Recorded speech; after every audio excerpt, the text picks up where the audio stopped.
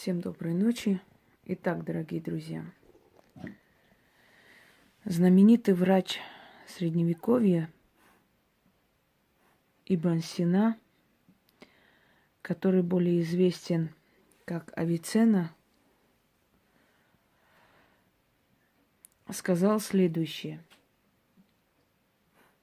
У врача должен быть лучший конь, дорогая перстень на руке, хорошее жалование, достаток и дом. Он должен жить хорошо, чтобы мысли о хлебе насущном не отвлекали его от важных дел, а именно о заботе о своих пациентах. И это правда. Человек-профессионал, человек, который стремится утвердиться в своей профессии, в любой профессии, будь то пекарь, строитель, архитектор, археолог, кем бы он ни был, рано или поздно он в своей профессии достигает успеха, если он человек, желающий идти вперед, если он, не жалея себя, работает. Не может быть такого, чтобы труд пропал даром. Человека могут не признать 1 год, 2 года, 3. Но потом, со временем, путем упорства, он достигнет своей цели. Тот самый Васильев, чьи украшения многие носят, и я люблю его марку. У него есть удивительные работы. Ну и в мире моды в том числе. Так вот он, дорогие друзья, когда-то ночевал под мостом. Жил очень бедно. Торговал фруктами. И чего только не было в жизни этого человека. А сегодня он один из известных модельеров, а теперь уже и производит свои украшения, дизайнер и так далее.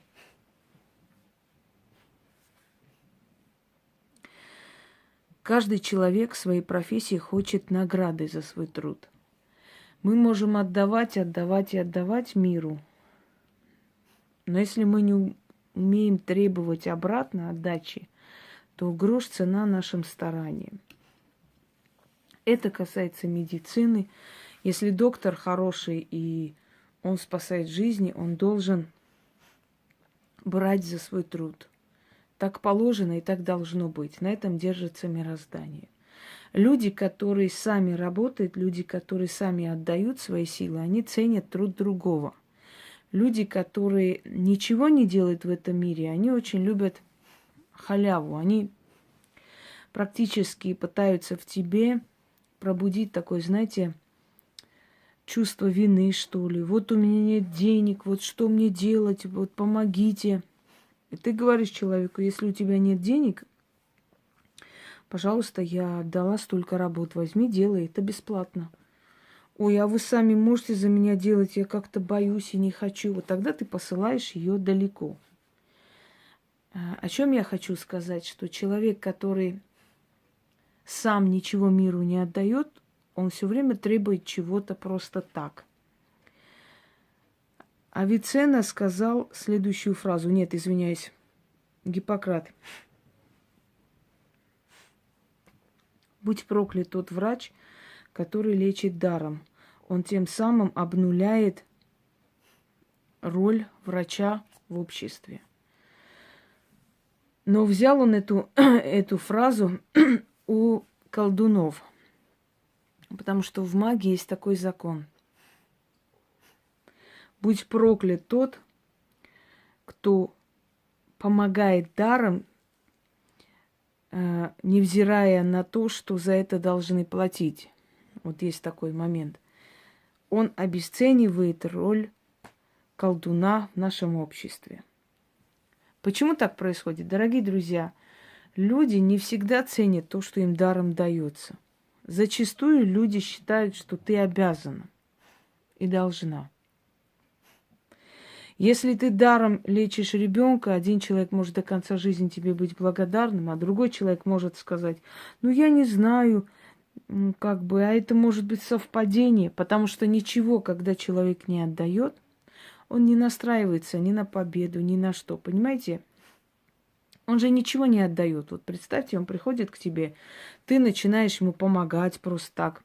А ему терять же нечего, он не оплачивал это, он не тратит ни время, ни силы, ни деньги. Он за это время может пойти еще куда-нибудь, пойти поклянчить, еще там попросить. Ну, кто-нибудь из них может поможет. И в итоге он останется ни с чем, потому что будет перемешивать силы, а иногда и оскорблять силу, потому что уйдет к более слабым, скажем, ничтожным людям, заменив тебя на них. И в итоге останется ни с чем, потому что он сам не знает, чего ему надо. Из-за чего это происходит? Это происходит из-за того, что ты обесценила свой труд, то есть ты решила помочь даром, но человек это не понял и не оценил. Следовательно, сильные работы должны быть оплачиваемы. Дорогие друзья, снимать с человека абсолютно даром очень страшные вещи нельзя, потому что это со временем все равно вернется. Человек ничего не потерял, он ничего не отдал, никак не пострадал, он никак не откупился. Это со временем снова может вернуться.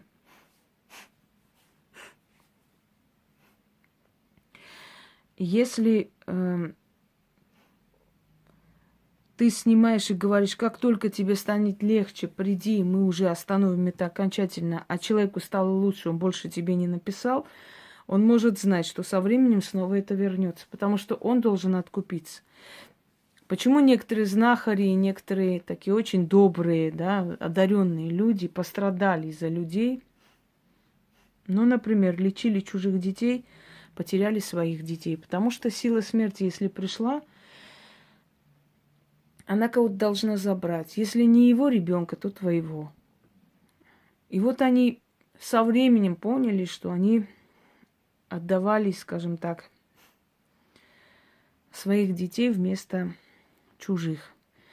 С тобой завтра даже не поздороваются, да, даже сделают вид, что тебя не узнают, а ты за них будешь болеть. Такие моменты были у меня, пока я тоже не научилась все-таки давать отпор и не идти на поводу ноющих людей, которые пытаются вечно корчить из себя жертву и взывать к твоей совести, знаете, пробуждая в тебе чувство, скажем так, чувство вины, что, мол, вот, мне плохо, у меня нет денег, я бедный, несчастный, помогите.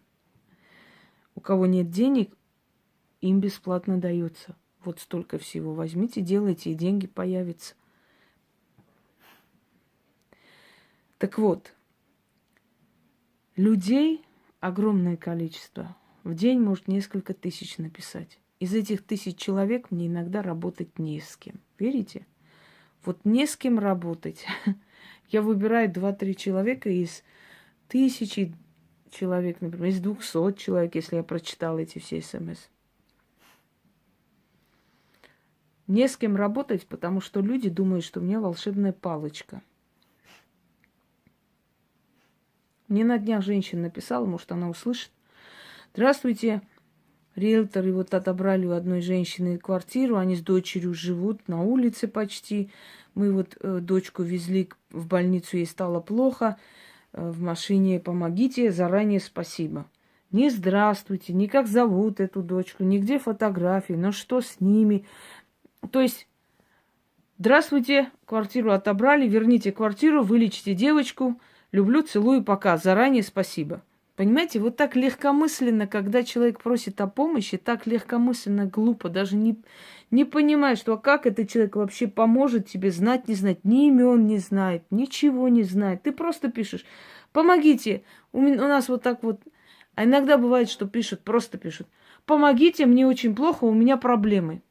Поможете? 20 раз. Вы поможете? Вы что не отвечаете? Вы можете помочь? Хочешь сказать, а тебя вообще где, в пещерах воспитали? Тебе не сказали, что когда ты обращаешься с человеком, то есть к человеку, ты здороваешься, объясняешь ситуацию, идешь таким образом, как у нее принято. Да, вот приходишь ты к врачу, открыла дверь и говоришь: здрасте, я вот болею, помогите мне. Вы поможете? Вы меня вылечите? Нет? Я болею. Вот, ну а что вы не отвечаете? Ведь не так приходит к врачу, правда? Есть определенные правила прихода к врачу, сдают анализы или регистрируются. Если это платная клиника, оплачивают, заходят в кабинет и так далее. Понимаете? И люди удивляются, почему их посылают, почему им не помогают, почему в их жизни ничего не происходит. Потому что сначала надо заслуживать эту помощь. Сначала надо заслуживать перемену в жизни, а уж после уже ожидать какую-то помощь от сил. Вы настолько глупо эту помощь просите, точнее требуете, настолько легкомысленно, настолько невоспитанно себя ведете, что никто, читающий такой бред, даже внимания на вас не обратит. Когда человеку нужна помощь, он найдет выход, он узнает, на каких условиях эта помощь оказывается, как надо прийти, как надо записываться. И вот тогда ему объяснять, что у него, как, и он получит эту помощь и поменяет свою жизнь. Но не таким образом. Здрасте, помогите, заранее спасибо, люблю, целую, пока. Так вот, о чем я хочу сказать. Я хочу сказать, что давно я хотела выставить. У меня есть ритуалы призвать народ к ведьме. Всегда, когда мне нужны люди, они у меня будут. Но есть такое но. Иногда, не иногда, а всегда нужно, чтобы к тебе приходили те люди, с которыми ты хочешь работать. Люди приходят, кому-то приворот, кому-то дайте, вот моему зятю квартиру не дали, и потом я хочу еще, чтобы вот теща уехала там, еще вот надо, чтобы вот соседи переехали, они нам мешают, еще вот это. Это несерьезные люди, они думают, что у меня волшебная палочка. Сейчас как замахну, и все получится, понимаете? Или человеку сказала, вот не могу родить, я говорю, давайте сделаем так, я сначала вас приведу в порядок, то есть это состояние верну, физиологию вашу восстановлю, а потом постепенно скажу, как мы будем делать и что. Вроде человек понял. Начала с ней работать. Пишет: вот я уже хорошо чувствую, мне уже хорошо, можете посмотреть, а у меня вот будет ребенок, а какой там еще прород, посмотрите, пожалуйста. Ты думаешь, послушай, женщина, тебя абсолютно даром сначала взяли помочь, восстановить, а потом уже постепенно попытаться помочь тебе родить ребенка. Ты, изучая канал человека, зная, к кому приходишь, такую ересь несешь, и ты хочешь моей помощи. Я говорю, тема закрыта, до свидания, больше не продолжаю. Вот почему, ну вот я просто хотела узнать, а будет или не будет. Понимаете? Поэтому задумайтесь иногда, почему вам отказывают, почему вас посылают, почему просто кидают черный список. Потому что вы даже понятия не имеете, как нужно уважительно за себя попросить. Так вот, все время отдавать энергию мы так отдаем, я лично. Я и так дарю, и я думаю, что имею право и на награду за свой труд. Когда говорят, что вот начитывает, поэтому ей подарки дарят. Дорогие друзья, если бы у человека не было желания дарить мне подарок, сколько хочешь, начитывай. Своя вот эта начитка, то есть она просто ускоряет процесс. У человека быстрее получается возможность тебе это подарить. Но у него было в намерениях. Не начиткой тебе дарят, ты начиткой помогаешь человеку, открываешь его возможность, чтобы он тебе подарил то, что давно хотел подарить. Понимаете? И с другой стороны, это все-таки доказательство твоей силы, что ты получаешь то, что ты хочешь. Начитала — принесли, начитала — подарили. Это и есть сила, собственно говоря. Как еще? Какая еще она должна быть? Вот такая. Вот этот заговор или маленький ритуал я хочу подарить практикам. Для того, чтобы пришли те люди, которые им нужны, интересны, с которыми они хотят работать. Адекватные, готовые оплатить труд, готовые благодарить, знающие цену работы человека, не просто шантрапа с улицы, который помогите, а что вы не помогаете, а что нельзя помогать, а вы сами вместо меня сделаете, а вот у меня времени нет, а вот я боюсь. А нормальные, достойные люди, которые нам нужны.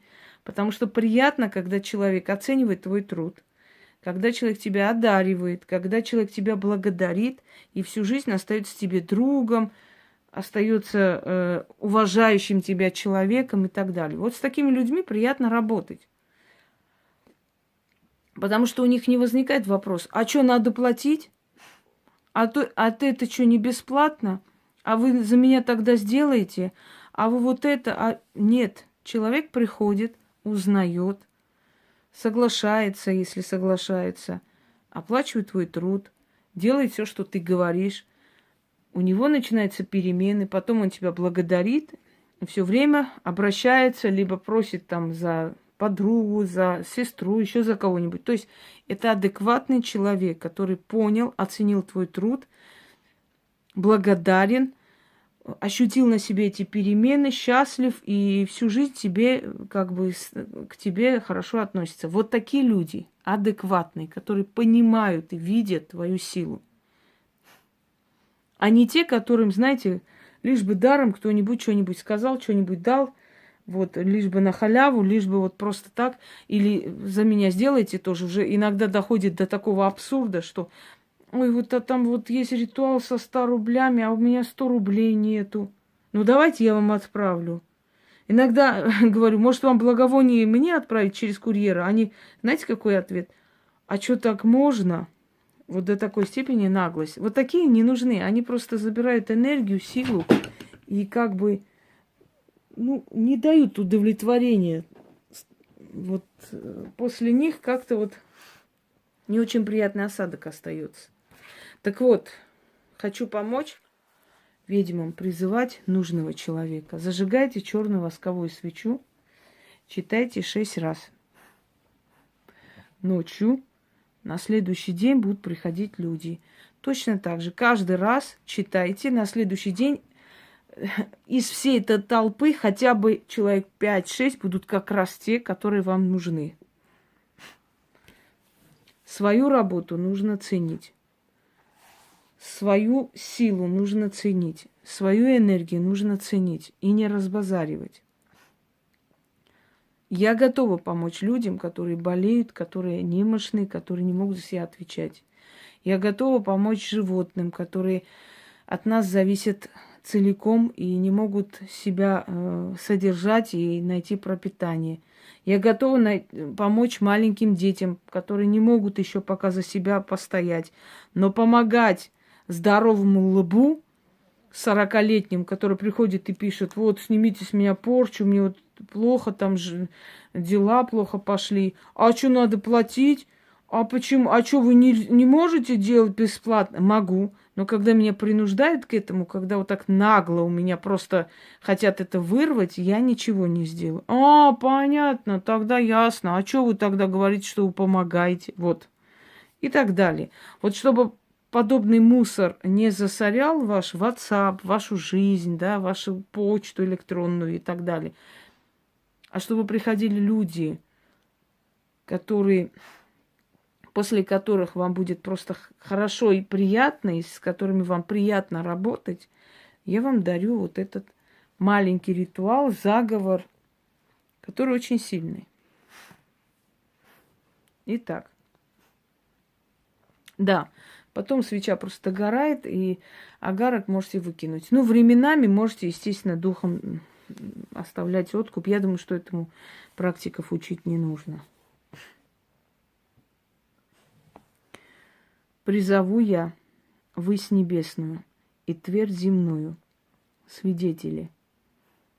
Свет и тьма, мои помощники. Явь и навь, мои советники. Дана мне сила и власть, с рождения и до тризны колдовать. И то колдовство великое, да удачливое, людям на радость и врагам на погибель. Зову, призываю с 4 сторон света. Всех, кто моей помощи ищет, придите. Но те, кто мне нужнее, чья просьба сердцу ближе и кто мне милее. Нужных людей призываю. Сердцем добрых, рукой щедрых, кошельком богатых. Благодарных да полезных. От меня колдовство, от них плата, награда, дар и поклон. И они рады, и я довольна. На том и решили. Ведите, духи, ко мне нужных людей. Анурак, следи, Бат, исполни. Заклято. Анурак и Бат – это стражники, которые призывали колдуны, когда нужно было, чтобы кто-то проследил за тем, чтобы это все исполнилось. Это древние духи. Желаю вам удачи, и пусть к вам приходят достойные люди, люди, которые вам принесут приятные ощущения, чувства, которые оценят ваш труд, и им будет хорошо, и вам. И приятно работать. Всем удачи!